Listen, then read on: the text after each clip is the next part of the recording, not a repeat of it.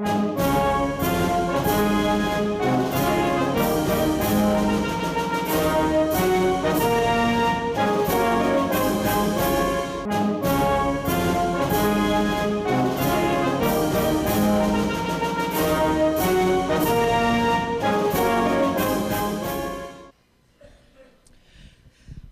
back, everyone. We're going to bring you our next speaker in the area of freedom and justice and finance and economics. This gentleman goes in the battlefield of finances experience. He was a commodity trading advisor. The people that deal with cattle futures and pork bellies and orange juice and soybeans and stuff like that. So for him, big numbers are not a problem. He's dealt with them before. Well, he's going to share with you now what it seems amazing, but true, that there is trillions of dollars of our money, taxpayer money, American people, that is hidden at all levels of government in America that we need to know about, that we were not told about by public servants. He knows where they are, so that, folks, we got to go do something about it, because American people are overtaxed. We are overstressed out. People cannot make out their bills. People are in credit card debt, cannot afford to pay their home mortgages. Why? A big part of it is because we're paying taxes we don't need to pay. Legality one side, there's not even need, because there's so much of our money already in the hand of the government at all levels, local, state, and federal. So help me give a warm hand of welcome to your next speaker, Mr. Walton Burien.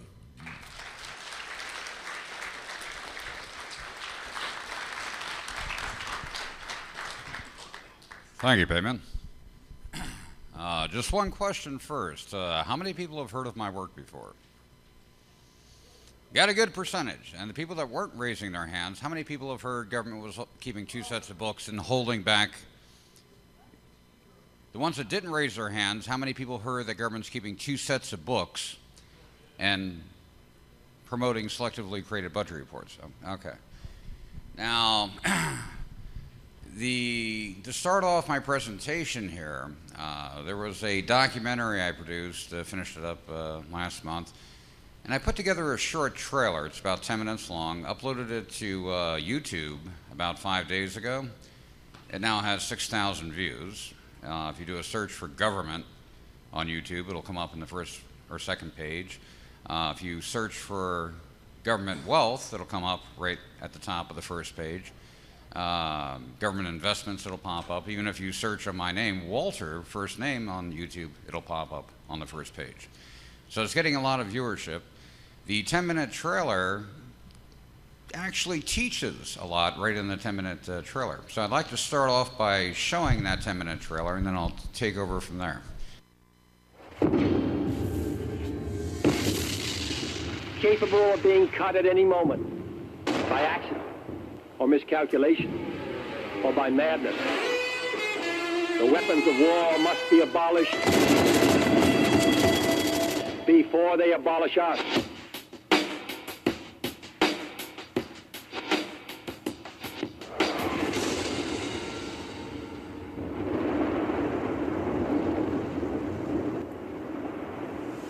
Major combat operations in Iraq have ended. In the Battle of Iraq, the United States and our allies have prevailed.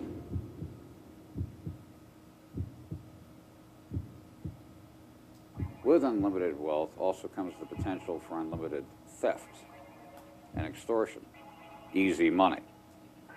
Here we have some of the sharpest minds on the face of the planet orchestrating the takeover of the world economy. The corporations, the land, the productivity value of the people.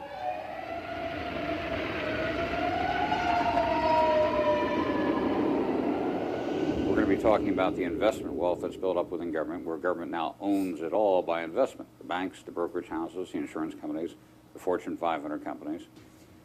Government is now bringing in more gross income than the population of the United States. When you look at the banks or the insurance companies, Their number one investor, collective government. When you look at the total picture, government in 2007 brought in $14 trillion.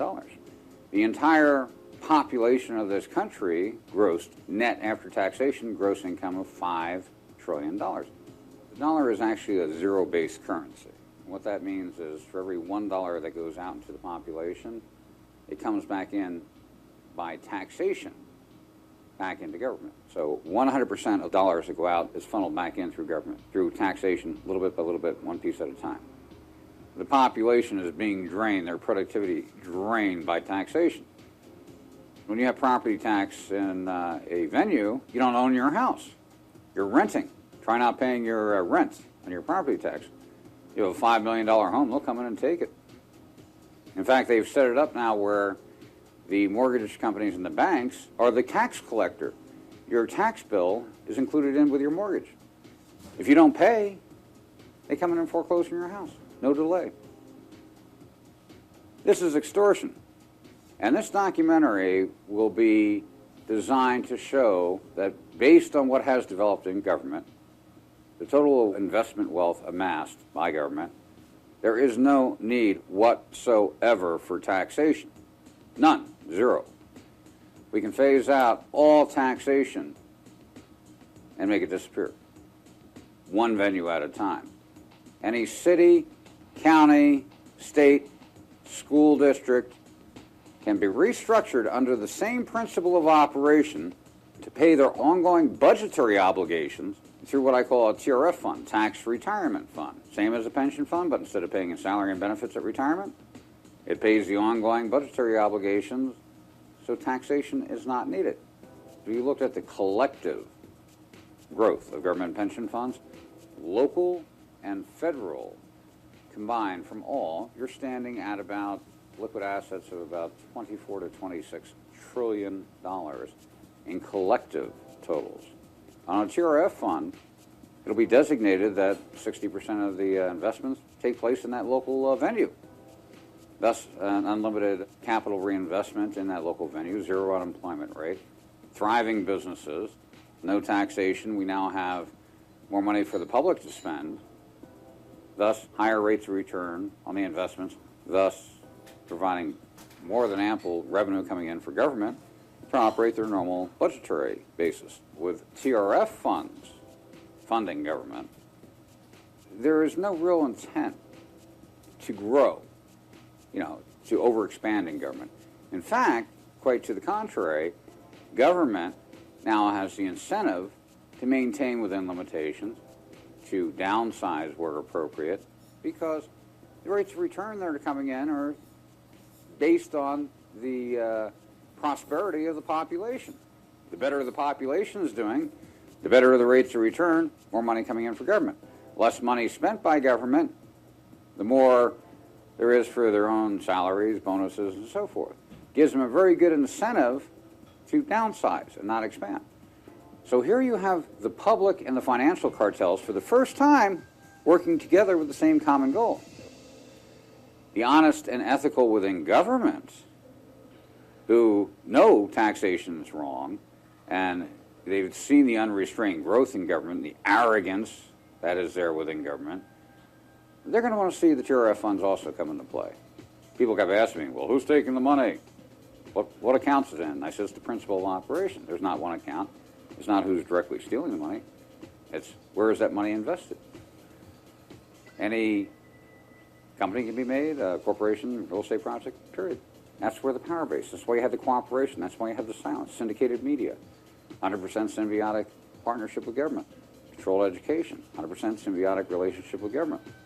Never mentioned, never word. Total void maintained in the population's comprehension. Would you give your 15-year-old child carte blanche to write their own allowance check each week? No way. Anyone I've asked that question, I would never do that. And that's exactly what we've done with our own government. We've given them carte blanche to write their own allowance check. Whatever tax they can create, investment income from specialty investment funds, which the public doesn't even know exists, they would create this phenomenal income coming in from themselves by having carte blanche to do so. And they had to keep the public totally off in right field as they continue business in left field. If you poll the public, they think they're elected officials or the managers within government. Oh, they're stupid. They don't know what they're doing. They're real idiots. Wrong. The idiot would be someone who would say this. Here you have collective governments that are controlling trillions of dollars, taking half the productivity value of the entire population, and someone's going to call them stupid? I would call them extremely opportunistic. And we've allowed them to get away with it for the last 65 years. It's time we took back our country and created a structure that directly benefited we the people. The annual financial report, or comprehensive annual financial report for government, is their holy grail of accounting. Never talked about, never mentioned, never discussed, because it showed the gross income, the investment wealth that was building, and it showed the 1/3, as of 2000, 1/3 tax income that came in. Now, if you looked at a budget report, it looked like 100% was coming in from tax income, because that's what's shown on the budget report. Everything else was shown on the annual financial report. And this was intentional on government's part, because they knew if that void was filled and the comprehension was being gained by the public as to the growth and scope and size of government, the population would have stopped it decades ago. So, never a mention, never a peep, never a word.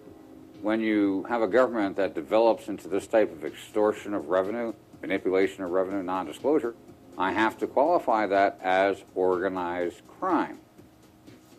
Government is breaking the law through their massive non-disclosure by intentionally creating a vacuum and a void on their collective ownership. If a public corporation did that, all the directors would be sitting in San Quentin after a 40-count SEC indictment. Here, city level, county level, state level, total vacuum, total silence, not a mention, not a peep, not a word. No comprehension, even discussed. Total refusal of our elected officials to even mention collective totals, total wealth, total investments. 65 years. It's easy to grease the skids and transfer the wealth and cut a deal here, cut a deal there, if no one even knows the money is there in the first place. That's why government, not a peep, not a mention, not a sound. Silence is golden, was government's rule over the last 65, 70 years. Talk about Janet Jackson or this, that, or the other thing over here and something non-consequential. And over here, let's see, in the 2008, government takes over $600 trillion in derivatives. They control the marketplace, cause the collapse, suck $15, $20 trillion out of the world economy into their investment fund accounts. On the other side of the trade, not a peep, not a mention. Silence is golden, as the public is masterfully entertained. Not to look, not even to comprehend, to think about it. That makes it very easy for the corruption. With the TRF fund application, we can revert the ownership back into the hands of the population, benefit the financial cartels, benefit government, benefit ourselves, creating a productivity through capital reinvestment of unequal proportions that will drive the economy for the next 1,000 years. And we will maintain our wealth and allow our wealth to build. I do recommend you suggest to your friends and family to do a search on YouTube. It's called The Only Game in Town, The Way Our Government Can Be. That is the trailer of the documentary. Now, I put out a documentary in 2000 called The Biggest Game in Town, which had to do with disclosure of what government was doing and how they were setting up their structure. That circulated worldwide. I released it on Google on December 25th of 2008.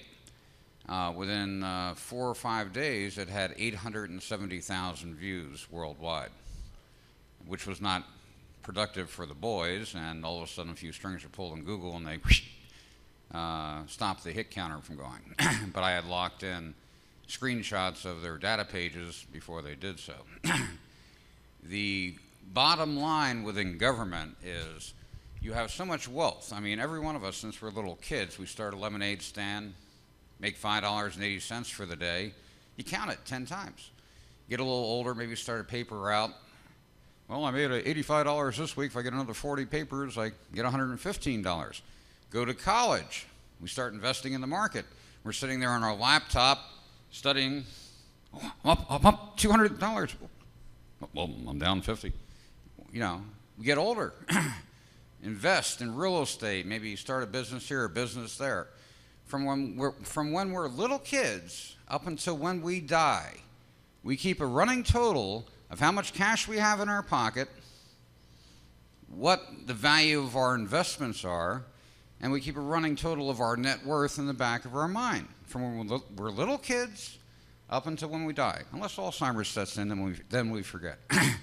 Now, I've spoken to thousands and thousands of people. I started National Disclosure in June of '98. Somebody will call me up.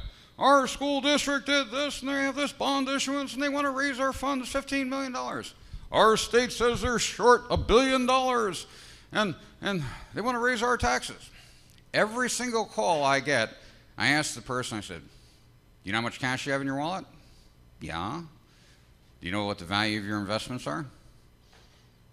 Yeah, approximately. Do you know what your net worth is approximately? Yeah. Why? I said, well, you just called me about your school district. What's your school district's checking account balance? I don't know. Take a guess. I can't. What about their investments? What's the total of their investments? I don't know. Guess. I can't. Why not? I don't know. Do you know approximately what their net worth is? No. Just take a guess. I can't. I don't know. Every single person in 12 years, thousands of calls, not one person had the foggiest clue of the basics that are fundamental to each and every one of us personally since we're little kids up until when we die. And I find it absolutely amazing that government created an entire void and vacuum of comprehension to what's basic to each and every one of us in our own personal lives. It didn't happen by accident. It was intentional due to the money and control involved. What I've realized recently is that we're trained from when we're little kids to do the right thing. But we're also trained to be easy marks. We have all of our philosophies, all of our good intentions. 95% of the people are well-intentioned. All of a sudden, as we get into our middle ages, we get taken here, we get taken there. Someone burns us here, someone steals from us here. Someone, it happens. Unless we're in a vacuum someplace and no one can touch us, it happens. And we go to the court system, we report it to law enforcement, nothing happens. You fight it, there's something wrong here. And by the time you figure it out that the game is rigged to liquidate you of your wealth, you're old and ready to die. So people have to understand to look at the basics and realize that we've all been trained to be easy marks. We've all been trained, to allow the thief to steal from us. Well, we have the largest prison population in the world right now, I saw a release from state figures, state by state. Georgia won out. 1 out of 13 people in the state were either in prison or on parole. When I saw that figure, I said, I wonder what it is in China. 3 out of 100,000. Remember, we have the freest country in the world. Best money prisons can buy and law enforcement. And when it comes down to crime, breakup of the family, or drug addiction, which we have the highest levels of in the world, no one even comes close to us in breakup of the family, drug addiction, and crime. You have to ask yourself one basic question, very important. How much money is that generating for my city, my county, and my state? It's billions of dollars a year in each state. It's $1 trillion a year marketplace. We're all masterfully entertained as a structure has evolved out of opportunity to steal from us and keep us as easy marks, as we're constantly being given one reason, that reason, this reason. Oh, we have to raise your taxes. Oh, there's crime on the street. There's drug addiction. We have to take care of health care. Now, health care has been in the news recently. The big debate over health care, national health care. I saw the syndicated media be almost honest. They said, well, this bill they're passing, the insurance companies and the pharmaceutical companies are going to be the big winners. Pharmaceutical company profits are going to soar, and the insurance companies, their profits will soar because they'll have less liability. Well, that's where they stopped. What they forgot to mention was collective government owns the pharmaceutical companies. Collective government is the #1 investor with the insurance companies, probably equaling about 80% of the equity they have under management within the insurance companies. So when government funnels hundreds of billions of dollars out in pharmaceuticals to the old folks, to the young kids, to everyone in between at exorbitant prices, they're guaranteeing themselves their own profit on the companies they already own through collective ownership. It's a rigged game in that fashion. Never a peep, never mention, never a word. There is one illusion that is built up in the public's comprehension. You always hear, all these corporations, those lobbyists, they're trying to influence government, and they get everything done. Wrong. They got it backwards. That's intentionally promoted to you. Government, through collective ownership, took over the corporations over the last 60 years, and here we are saying, oh, those companies are really screwing us, and government, protect us. How can you let them get away with that? Government is the owner. Russia looked at what was happening in the United States, had happened in the United States, and they saw how much control collective government had over the population. They saw how much money was being brought in. And they said, whoa, wait a second here. They wrote a better blueprint for communism and total control. We got to follow their principle. Now, we had the money and the wealth building. This is the wealthiest country in the world. But when you have massive wealth, there's 100% potential for massive theft. And when the public's being entertained off in La La Land over here, and everyone's cutting their deals behind closed doors over here from within government, public never stood a chance in hell of not getting burnt out of opportunity. The corporate board meetings, large corporations. You know, people were saying, oh, those corporations are outsourcing, sending jobs to Mexico, China, Russia. Wrong. Most of them would have stayed here in this country. Who was promoting to the board of directors to outsource were the shareholders.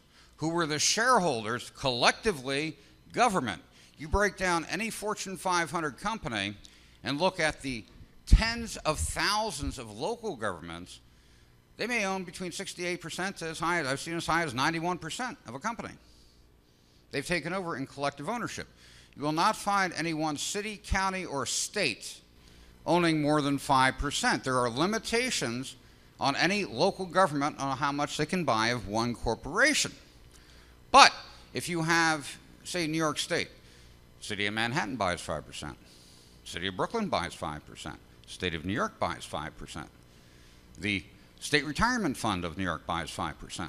Well, those 5% add up. You know, there's only so many nickels in a dollar. And they can actually target any corporation or industry group and effectively take it over. Now, they can't network between themselves. Oh, we're going to use our influence. We own 71% of that corporation. We're going to tell them what to do. That's a monopoly. And being government, there's still certain restrictions in play. So the way they got around that was through the creation of private financial associations.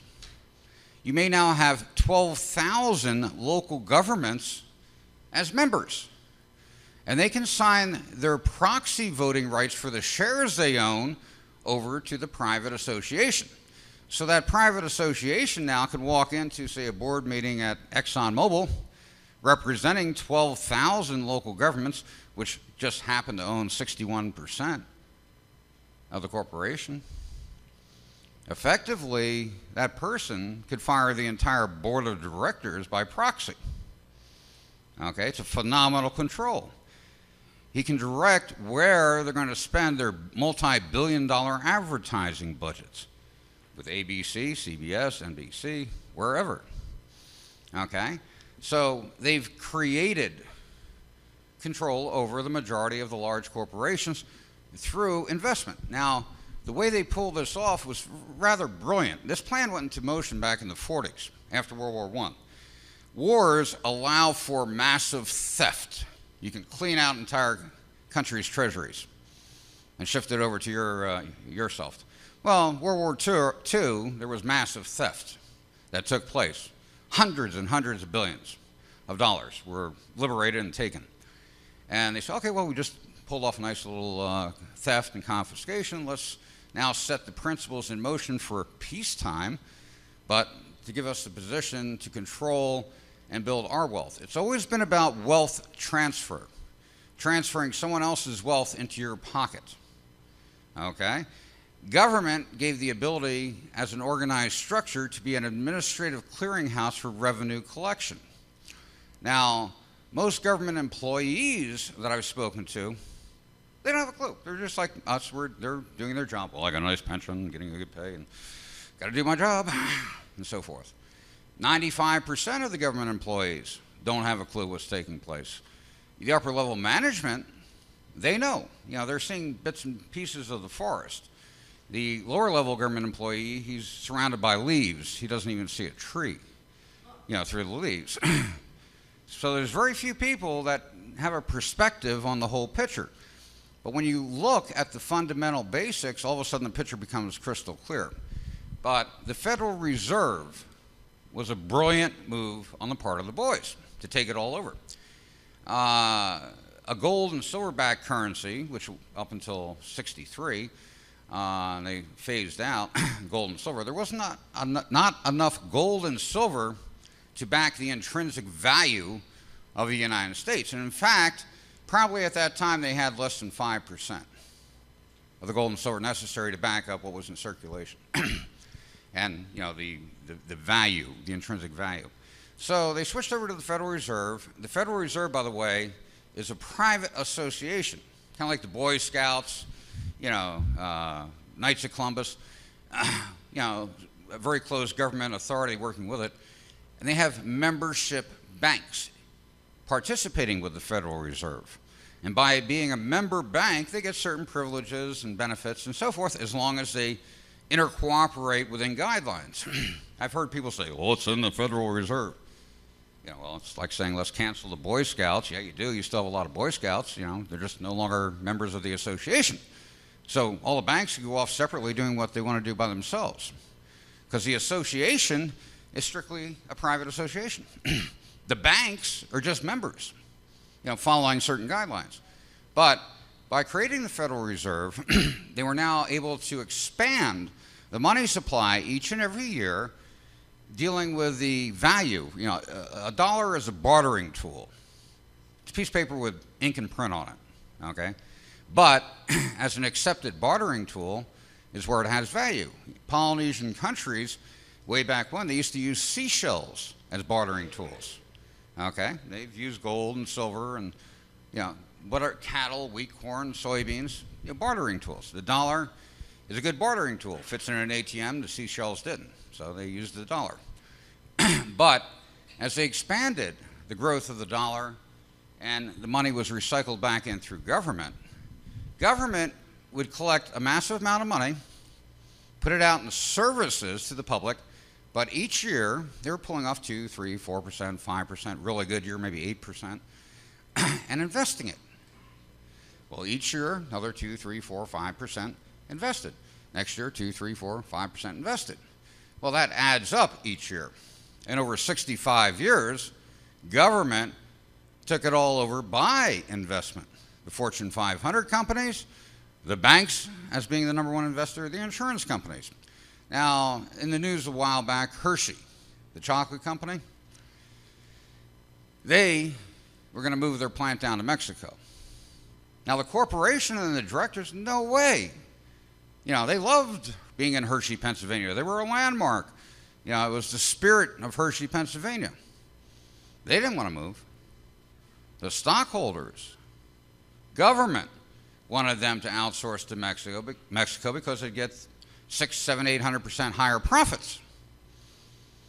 Who were the collective government bartering to get them to move? Local and federal government management being networked through the private associations. What do they do to sweeten the deal? They also gave Hershey a $700 million bond, issuance under Hershey to give them the money to build their plants down in Mexico to guarantee this new 800% profit. Now, on my website, which is CAFR1.com, stands for Comprehensive Annual Financial Report, CAFR1.com, on the front page, you'll see a big red button. It says CAFR Downloads. I put a few example CAFRs up there for states and cities and counties. But you'll also see the audit of the Federal Reserve, which is their annual financial report. I have 2009, 8, and 7 up there. You'll see the audit of the IRS up there. Okay? Very good thing to look at. One report which caught my eye, and I made sure I put it up, I usually don't get floored. But at the end of 2008, I trade the futures market, commodities, gold, silver, cattle, wheat, corn, currencies. Done that for 32 years. I was a CTA, commodity trading advisor, for 14 years. Used to be a tenant up at the World Trade Center. Did an international news line via satellite, primarily on silver and U.S. Treasury bonds.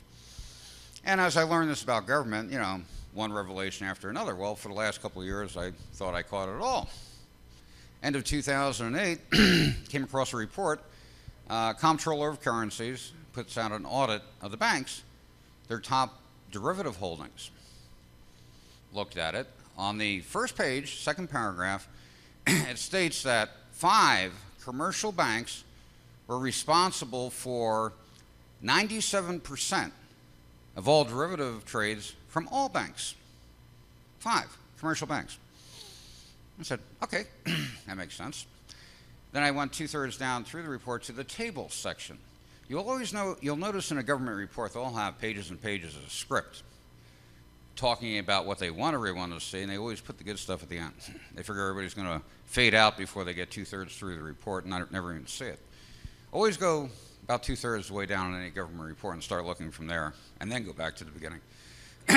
But the table section, they have about 18 tables in the report. Table 1 were the top 30 banks. And I looked at it, and the report was in millions, so that meant add 6 zeros to the numbers. Well, J.P. Morgan Chase was king. It showed their net worth at $1.4 trillion. Are you ready for what their derivative holding was? Somebody take a guess. $90 trillion. That blew me away, okay? And that was just J.P. Morgan Chase. Now, keep in mind, that's not J.P. Morgan Chase's money. That's their clients' money. Who were their primary clients that were trading these derivatives for? Local and federal government investment management funds, which they were acting as the clearing agent for, okay? And just to qualify what 90 trillion is, in 2000, Alan Greenspan, as quoted from the Wall Street Journal, he said he was concerned about the $80 trillion a year international derivative market. So at the end of 2000, internationally, we had $80 trillion. Here, come 2008, here's J.P. Morgan Chase holding $90 trillion, 10 trillion more than the entire world derivative market in 2000. Now, the derivative market, which is my specialty, I've traded for 32 years. In 2000, when Greenspan mentioned, this $80 trillion a year market, well, one thing he didn't mention was government was probably writing 65% of the paper in that market. A derivative transaction, a lot of people have a hard time. Well, what's a derivative transaction? I can't understand it. It's actually very simple, okay? See that cooler up there, the little green cooler? If I wanted to buy it 6 months from now and I said, okay, I'll pay you $2, but say the value of it's like, say, $15. I'll pay you $2 now, and 6 months from now, I'll give you the other 13, and I own it. And she signs a contract for me. I give her $2. She goes, that's a good deal, But I know water bottles are going to go right through the roof, and that'll be worth $30 in 6 months. So I give her $2 now. 6 months from now, I buy it for $15. Doesn't matter if they're going for $30. I've locked her into a contract. Now, and that water bottle, say for example, she hears, I want to buy it for 15. She goes, well, I know water bottles are going to go down to 50 cents. China's coming in and selling them for a quarter 6 months from now. Okay, I sign a contract, you know, $2 changes hands. I'm kind of forced to buy it at 15. If the price starts going down to $1, I just got stuck for $14. So a derivative contract is time. You're buying 5 months, 6 months, a year, 2 years, whether it be gold, silver, cattle, wheat, corn, soybeans. You're making a commitment on time. Okay, and you're locking in the financial responsibility. If you're a seller and the price goes down first, you buy it back, you collect the equity difference. If you think the price is going up, you buy it first, price goes up, you sell it, closing out the trade, and you walk with the equity difference. So a derivative contract, when you execute it, you're looking for the price to go up or down. You can sell first, buy first. Doesn't matter, you know, when you do a gold futures contract, doesn't matter if you have 1 ounce of gold. You could be sitting there selling 1,000 contracts, okay? And by the way, on that derivative report for JP Morgan Chase, I looked, I think it was table 13 or 14, it showed their gold futures position. They were holding $87 billion worth of gold derivative contracts, mostly short. They sold first. It was right before the collapse. And what happened at the end of 2008, now, after 9/11, when, you know, the World Trade Centers got hit, which I was extremely mad about. I wanted to bring my son there for lunch when he got older, but never had the chance to. But before this, 8, 9, 10 months before it, I watched in the Wall Street Journal, they show institutional fund short derivative positions against physical holdings. The normal ratio is 18%, high side was, you know, 30, 35%. Well, 8 months before it had broken 40%. I said, something's up. 3 months before 9/11, it hit 60%, hedged short. Okay? Well, when 9/11 occurred, stock markets worldwide collapsed for 2 or 3 days. And for 2 or 3 days, the markets collapsed, 4 days, 5 days. And people said, well, who profited from this? And all of a sudden it pops out in the paper. Someone didn't claim a $5 million put option on American Airlines. This must be the people behind 9/11. $5 million is chump change on chump change on chump change. Okay? The bond market, which I was actually trading at the time, 4:30 in the morning Arizona time, all of a sudden I watch it, boom, up a point. It moves in little ticks. A full point is 30 seconds of a point. Up a point and a half, down a point and a half in seconds. And I said, what the hell? I looked at the front page of AOL, see Tower 1 burning. Okay? Well, the number one profiteer off of 9/11 were the government institutional managed funds that had their short derivative positions on. They took a loss on their physical positions, but their short derivative positions made a killing, trillions of dollars in a very short period of time. Now, government also outsourced, a lot of their management funds. CalPERS International in '82 was one of the largest. And by the way, CalPERS was getting closer to $1-2 trillion, dollars back in the '80s. Okay, California. And it was getting too obvious, that much money under management, we got a problem here. CalPERS started recommending to local governments that they manage their own funds, go to separate management, get out of CalPERS.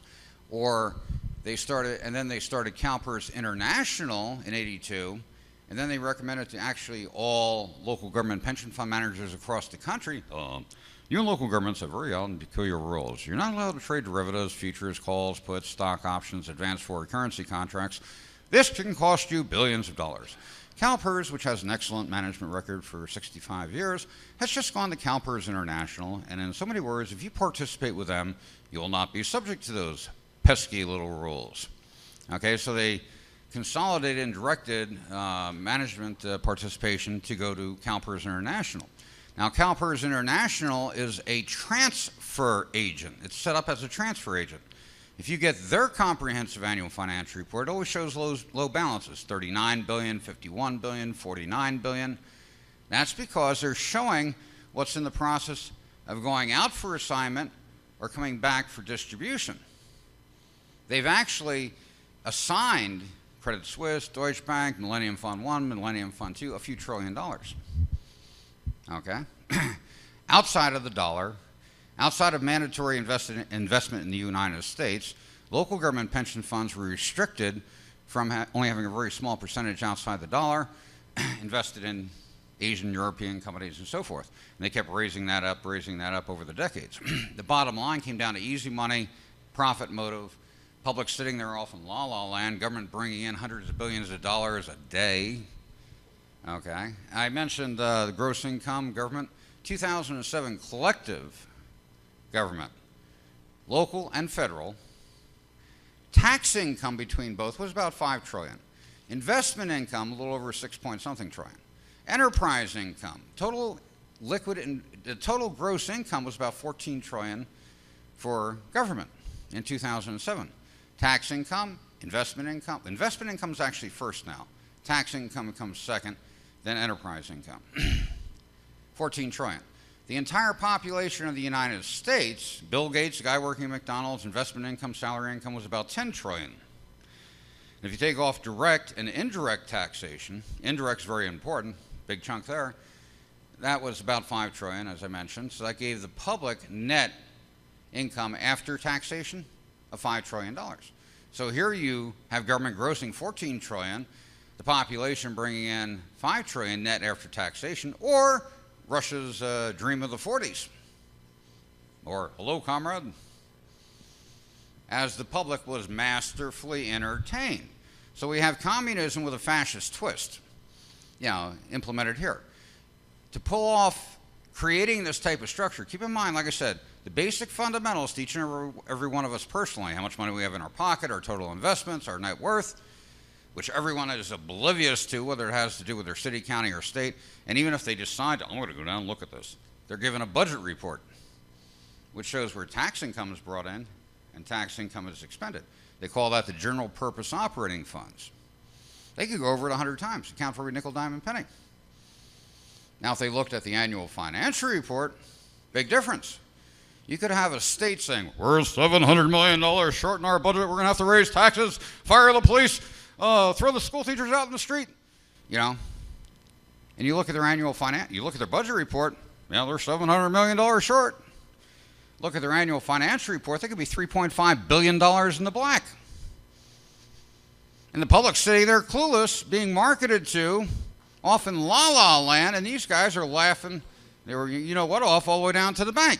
Every week, every month, every year. And they've been building up for 65 years. And they're also getting more totalitarian, as long as you're nice little, sheeple and ferrets sitting there following instructions. Which way do I go? Which way do I go? That way? Okay, yeah, that way? Okay. No problem. 40% of my money goes out to the government? Oh, that's great. No problem. If you object, whatever, they will target you. They'll make your life a living hell. They're organized crime. Al Capone, back in the 20s, 30s, he would go up to businesses saying, you're in my town, you pay me 25% of your gross income for the week if you want to do business in my town. And he would then, if somebody said, I'm not going to pay you 25%. No way. He goes, you're right. You're going to pay me 35%. And if you don't pay me in 10 days, I'm going to firebomb out your business. And he did. Government has everybody sitting here fearful, scared. Well, don't pay the taxes. IRS is going to come in. They're going to indict me. I'm going to be in jail back and forth. It's going to run all my money out the window anyway, and they'll destroy me. Well, maybe. The old expression, there's nothing to fear but fear itself, and they promote the fear aspect to keep 99% of the public in line. Okay? But, everyone hears the IRS. Everyone knows they're collecting taxes. How many people in this room know what IRS collected last year? Anyone know? Okay, on that red Staples button on my download, I have one of the, not last year, but I think it was for 99. It gives IRS's annual financial report, audited by GOA and the Treasury Department. Now, just a notation, I didn't really look into the IRS until about 2 years ago. I said, okay, well, let me find out about the IRS. I wanted to find out first, is it a government agency or is it a private agency? Private corporation. Well, everything I looked at told me 100% it's a private corporation. assigned as a collection agency, assigned by Congress to collect tax bills. The IRS was the only company I found anywhere in the world that puts out 2 annual financial reports. They put out one annual financial report for their collection obligation to the U.S. government, and they put out another annual financial report for their corporate structure, which told me they're 100% private. Now, I got my hands on the, annual financial report for the collection obligation for the Congress that they're contracted out for. I have not been able to find their second annual financial report. I looked through the archives of all the documents from Senate, Congress to the IRS. Every single document I found, without exception, said, oh, this is recommended, we suggest. There was not one document that said, you will do it this way. This is the way the law is, this is how it will be done. Everything was a suggestion, a request, not one specific instruction. Over everything I could find, communication between Treasury and IRS, Senate, Congress, always a suggestion or a recommendation. Never once, this is how you will do it. Because they were not a government agency, they couldn't be told what to do. Only recommendations and suggestions. I haven't found their original annual financial report yet, but I have a feeling they're not a U.S. corporation. I think they're a foreign corporation, would be my guess. Okay. And their other annual financial report, which is for their debt obligation, excellent report. You can download it off my site under IRS. It shows the total demographics, total personal income, total corporate income. Phenomenal data there, showing the big picture. And the thing I noticed when I looked at the corporations, which have anywhere from 5, 7, 8% tax liabilities, 3%. Do you know what the big corporations are paying in tax back then?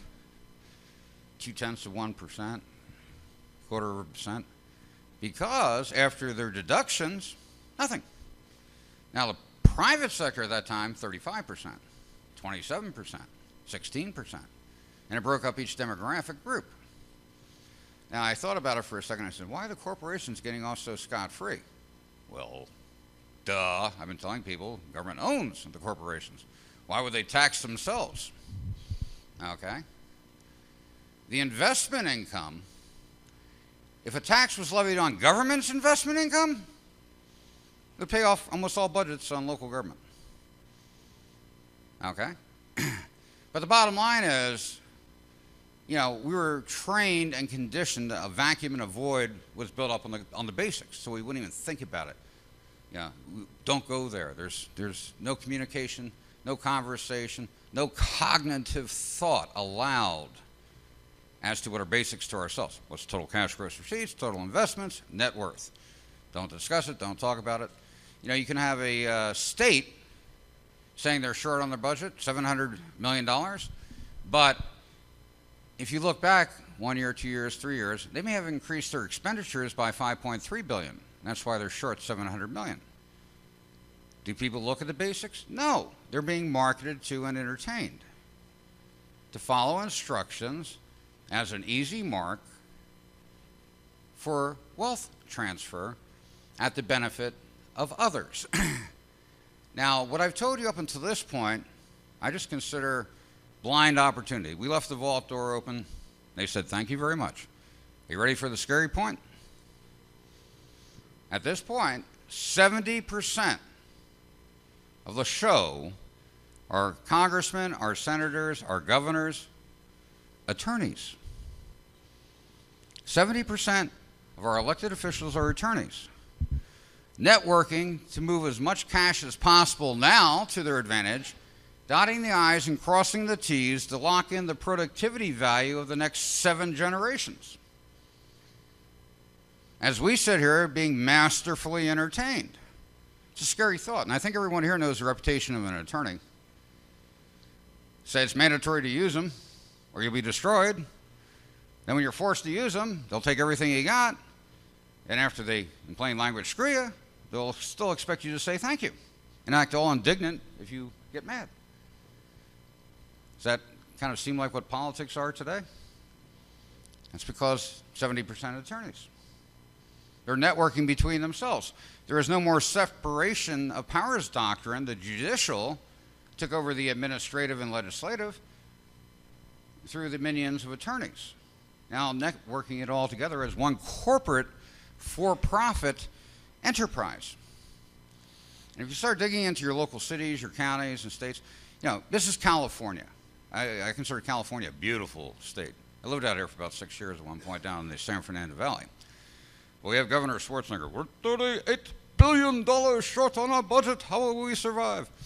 $38 billion also is pocket change for California.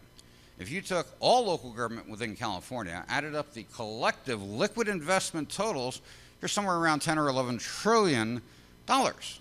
Okay? If Schwarzenegger said today, well, we found ourselves short, we're $38 billion in the red, you got to make this up. What we're going to do is do a full audit review of all specialty investment funds from all local governments, which there's tens of thousands, and we're going to determine what an equal percentage would be to satisfy our entire negative and give us enough of a surplus to buy us through the hard times here. Well, it'd probably only be like 1.5%, maybe even 2% max of an equal distribution from all of these funds. Simple, no problem, yep, done. Well, number one, they get a big problem because they can't qualify all of these specialty investment funds in the first place because the public never knew about them, the majority. Okay, so that's a big problem for them. They can't mention it. Silence, void of comprehension. Now, the TRF fund,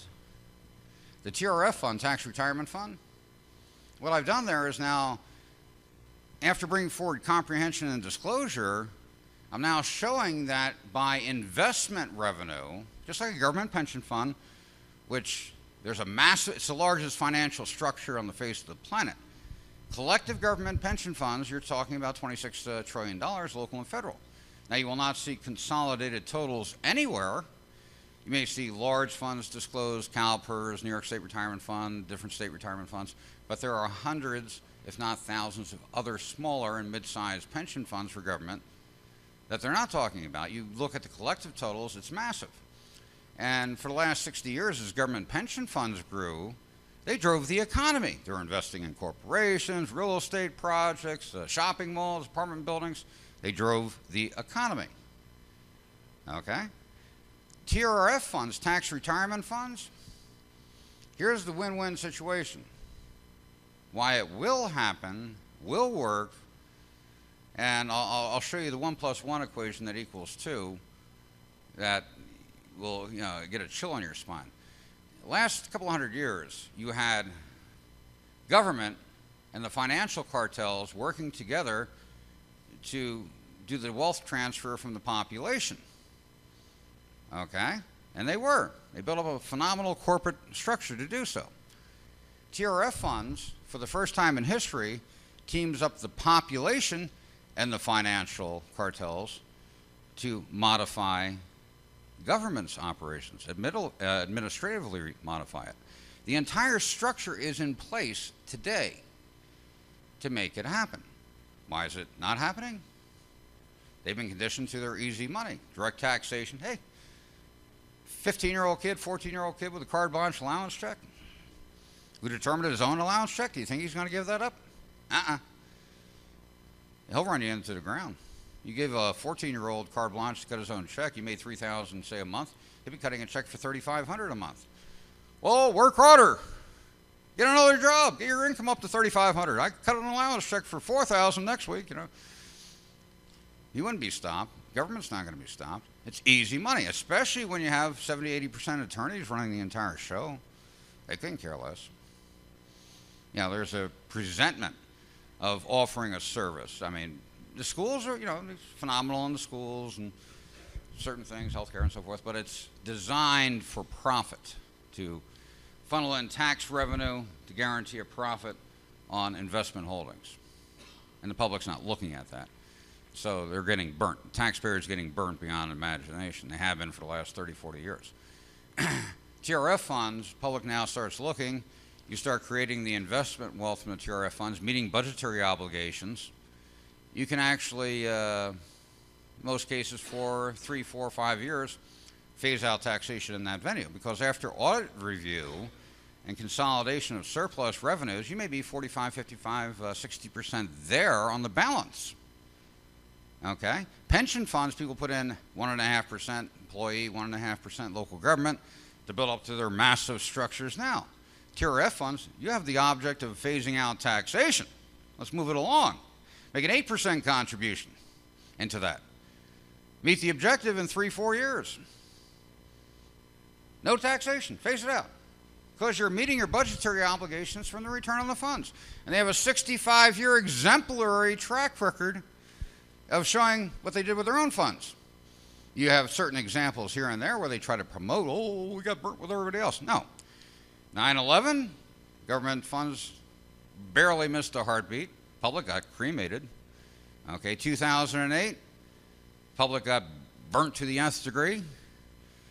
Government funds, they took a hit, but hardly missed a heartbeat in comparison.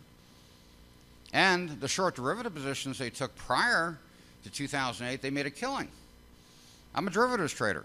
And what people don't realize, for every dollar lost in one account, a dollar is credited to another account. And here, $35–40 trillion changed hands worldwide, created the depression we're in right now, okay, from sucking that money out of everyone else's pockets, through easy opportunity on the derivative play, as everybody got caught in the wrong positions, the minnows got eaten alive. But that money was transferred elsewhere. But they did it so fast, so hard at the end of 2008, they created a lot of defaults. You can only steal so much money from somebody. If somebody was caught in a derivative trade, they lost $140 million. They only had $100 million. They're in default for $40 million. So here's the definition of arrogance. They now take $1 trillion here and $1 trillion there of taxpayer revenue to shore up their own casino, which they just stole $35–40 trillion from the world population. Now, if that's not the definition of arrogance, I don't know what is. And the public sits there, masterfully entertained. Well, did you hear OJ was back on trial? And what's that golfer's name? He was cheating on his wife. When you talk about what's important, your life, your home, your community, your family, they have you off in la-la land, not even thinking about the basics of the money. Cash in hand, total investments, total net worth. Even if you try to dig into and ask, they're going to play the old silent routine on you. But your advantage, they had the comprehensive annual financial report. They had to keep their own records. You start crunching numbers, start looking, read. At first you'll go, whoa, what's this? Little bit by little bit, pick it up. Get a few friends together. And all of a sudden you're going to be saying, they did this, what? They did this, what? They paid that, what? You now have the edge. You're looking. Now, I've had a lot of people say, Walter, when did this all start?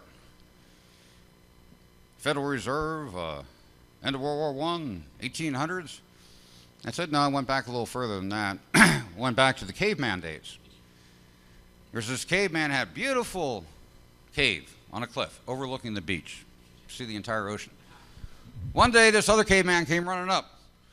He lived back in the swamps, really bad part of town. I just found 500 herd beasts. I captured 20 of them. I'm going to have meat for the next 3 years. Do you want some? He goes, yeah, where are they? He goes, let me draw you a map. You go over this mountain here, down that canyon, make a right, go down to the end of the canyon, and they're right there. The guy grabs his rope, runs off with the map in hand, goes over the mountain, makes a left at that canyon, makes a right at that canyon, gets down to the end of the canyon. What he finds is 5 ravenous saber-toothed tigers who promptly eat him for lunch. The other caveman's there, standing up at his front door. Hey, now I got a place with a view. That's when it started. Okay? And the more you're masterfully entertained, the more easier of a mark you become. And when you have collective government, I'm giving my end time, when you have collective government masterfully entertaining the entire population, not to even think of the basics on the city level, county level, school district level, we got exactly what we got. But hopefully I've given you the comprehension to start reversing it. And this, I can't tell you, this is the most important. This is the whole spinal cord, the whole comprehension, cognitive thought that everything else comes from. And we all know how to be energetic now and healthy, so our minds are working properly, so everybody in this room is going to be dynamic players, I'm sure. And I thank you very much for listening to me.